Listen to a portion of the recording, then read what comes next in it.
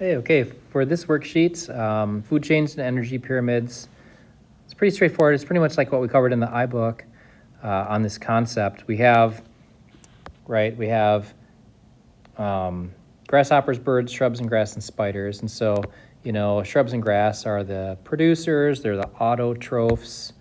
So they're going to go here, shrubs and grass. Right, and then you have to think, okay, well, what's going to eat shrubs and grass? Well, birds will, but spiders won't. But grasshoppers pretty much do exclusively, right? So it'd probably be best if we put grasshoppers here. Even though birds might be able to go there, you won't be able to really do the rest of this because grasshoppers, don't eat birds. So, so birds would go. Oh wait, probably spiders would go here because spiders can eat grasshoppers maybe, and then birds maybe would go here. Even though birds could also eat grasshoppers, but this seems like a logical way to put together a possible food chain. Okay, and then let's see, we'll put this together here. So place the organisms in the pyramid. So we always put producers here. So shrubs and grass go here. Let's do this little trick here.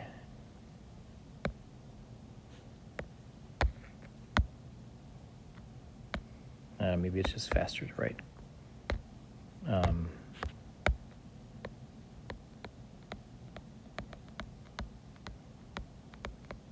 Grasshoppers, spiders,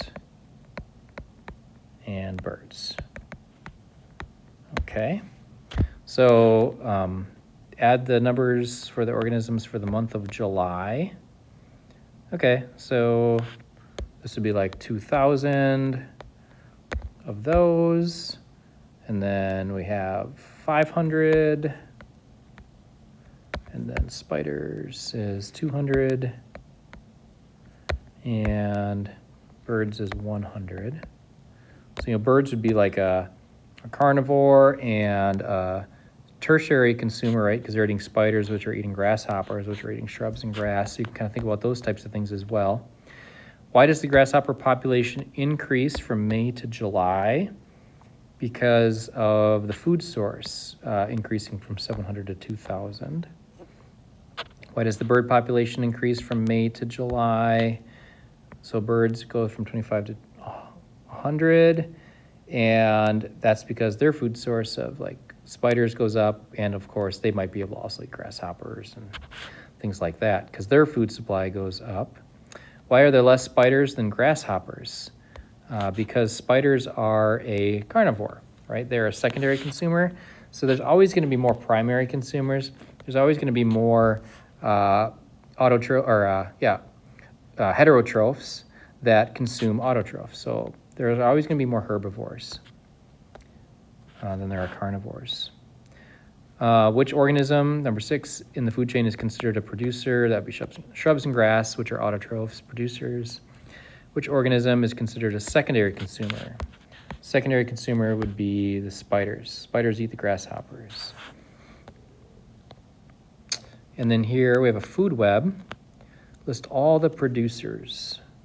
So the producers would be the blueberry bush. I'll just kind of highlight them in green. So producers, all the herbivores, I'll use red. Herbivores would eat the producers exclusively, so like the field mouse, the rabbit, grasshopper. That's it. So even though like the skunk eats the plants, it also eats grasshoppers, so that's not a herbivore. Omnivores would be things that eat plants and animals.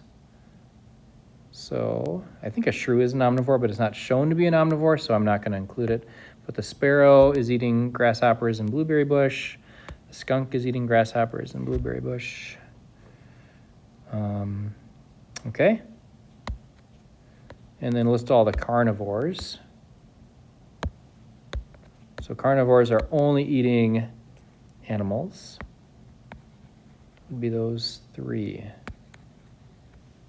Okay. Describe one effect that would result if the grass died from a drought. So the food source for the grasshopper would decrease. So the grasshopper population would decrease, for instance. Just one example. There's other things, many other things you could say. Describe one effect that would result if the hawk population became sick and died. So if the hawk population became sick and died, then the things that it eats, like the sparrow population, which is only, looks like, consumed by the hawk, the sparrow population would increase. Which would probably cause the blueberry, that's, has ripple effects, right? The sparrow population increases, then the blueberry bush population is going to decrease. So will the grasshopper population, which would cause the skunk population to decrease. So lots of stuff could happen. What is the source of energy for the producers?